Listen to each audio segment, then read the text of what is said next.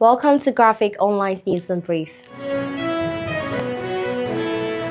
A start from the headquarters of the Electoral Commission, where it has been agreed that the transfer of votes should be reopened for prospective voters who want to transfer their vote to do so. This was agreed at an inter-party advisory committee meeting today. This will be from the 3rd to 5th of July, especially for prison inmates, security personnel and students. The EC will also within the same period give opportunity for the application for special voting as well as proxy voting. The deputy chairman in charge of corporate service, Dr. Bosman Asari, briefed Graphic Online's Sambododu after the IPAC meeting today. We are going to do voter transfer for prison inmates from the 3rd to the 5th of July. Apart from that, we've also noticed that a number of the security personnel, following an engagement with their leadership, said that a number of them have not been able to transfer their votes. So we've told them that we are going to open it up for them from the 3rd to the 5th of July so that they will be able to transfer. And after that transfer exercise, we'll also open up the opportunity, give them the opportunity to also register for the special voting so that their names will be on the special voters list. Beyond that, we also received letters from NUCS that a number of their members on the university campuses have not been able to register. Have not been able to transfer their votes, their members. So we are also giving them that opportunity from the 3rd to the 5th of July to transfer. So we are going to have our machines on the various campuses, the 25 campuses where registration took place. Beyond that, I think we also have the proxy voting. Those who want to apply for proxy, who didn't take advantage of the previous window, are now going to get the opportunity to do it from the 3rd to the 5th of July. So we think that this should be able to satisfy the members of the security agencies, the students who are on campus who have not been able to transfer because come December 7th, they are going to be on their campuses. Then prison inmates who also want to transfer their votes to the constituencies where the prisons are located. So basically that's what was discussed, and we got the support of the political parties. In Tamale, in the northern region, the bodies of 2 missing children have been found in an abandoned vehicle. The lifeless body of the 2 children were found on Sunday, 8 days after they went missing. This has shown the Tamale metropolis into a state of shock. The 2 have been identified as Arafat and Aya. Arafat and Aya reportedly informed their parents that they were going to visit a neighbor but never returned. Investigations then led the police to the abandoned vehicle where their bodies were discovered on Sunday morning. Graphic Online gathered that the neighbor, behind whose house the vehicle had been parked, was immediately picked by the police. But after initial questioning, the suspect, Abdul Rahman Mada, was granted an inquiry bail. The incident, however, angered some youth who suspected ritual killing to allegedly attack the suspect's house, destroying property and burning portions of the house down on Monday morning. Police investigations are still ongoing. In Accra today, the latest development in Ghana's economy program with the International Monetary Fund was discussed at a joint press conference. Dr. Mohamed Enim Adam, the Minister of Finance, Dr. Ernest Addison, Governor of the Bank of Ghana, and Stephen Rodey, the IMF's Mission Chief of Ghana, addressed the press conference. Overall performance under the IMF-supported program has been generally strong. Ghana has met all quantitative performance criteria and almost all the indicative targets, and good progress was made on key structural milestones. All of these efforts are yielding positive results. Signs of economic stabilization are emerging. For example, economic growth has proven more resilient than initially envisaged. Therefore, we are revising our growth projection up from 2.8 to 3.1% for 2024.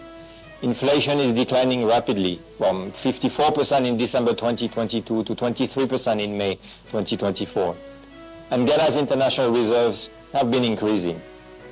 With the successful conclusion of the second review, we need to begin to think of the third review of the program and beyond, and take advantage of the reform momentum. Steadfastness and commitment will be needed from now to the end of the year to see through all the structural reforms envisaged under the program. And the economy continues to show strong signs of recovery, particularly in Q1 of 2024. the result was remarkable. Overall real GDP growth for Q1 2024 was 4.7%, the highest since Q1 of 2022. This growth performance is better than the 3.1% growth recorded in the same period in 2023. Industry grew the most at 6.8%, followed by agriculture at 4.1% and services at 3.3%. In the field of environmental protection, neighboring Nigeria last week announced a ban on single-use plastic in government office as a prelude to nationwide ban set to begin in January 2025. A move that could stir a storm in a country hugely dependent on plastic. The recent study by the U.S. Agency for International Development found that Nigeria is among the world's top plastic polluters, generating over 2.5 million tons of plastic waste annually, and over 70% of which end up in sea and landfill.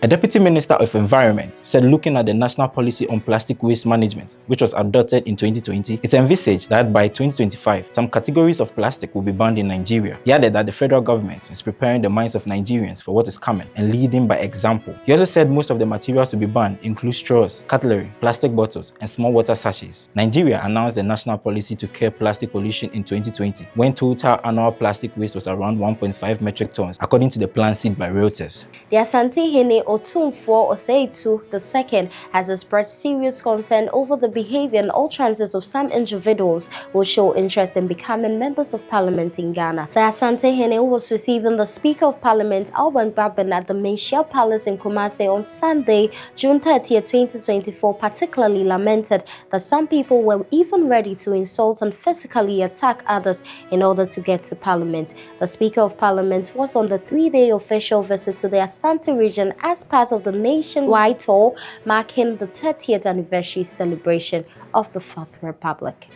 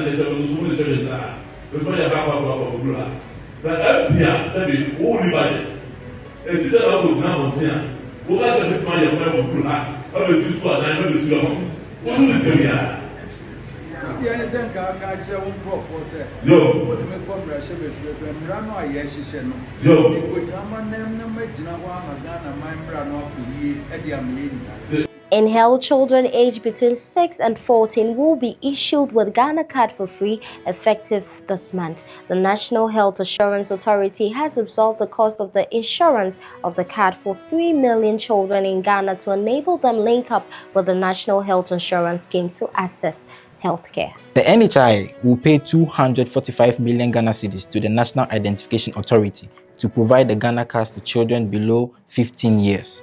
The Chief Executive Officer of the NHI, Dr. Dacosta Abuaje, made this known at a workshop for journalists in Kumasi on Saturday. He said the intervention formed part of measures by the authority to ensure access to healthcare for all. And before we go, William Omania Chekum, the Deputy Director of Quality Assurance at the National Health Insurance Authority, has said the nation saved 9.5 million Ghana cedis from fraudulent claims in 2023 following the development of artificial intelligence. He said the digital platform for payment had made it possible for the NHIA to expose fraud and identify errors and abuse, saying, "We are employing artificial intelligence to determine outliers and trend in real time regarding insurance claim." Thank you for watching. For more news, please visit our website graphic.com.gh and follow us on social media, Graphic Online Ghana on TikTok, Daily Graphic on Facebook and Instagram, and Graphic GH on YouTube and X. I am Mirabla Copper.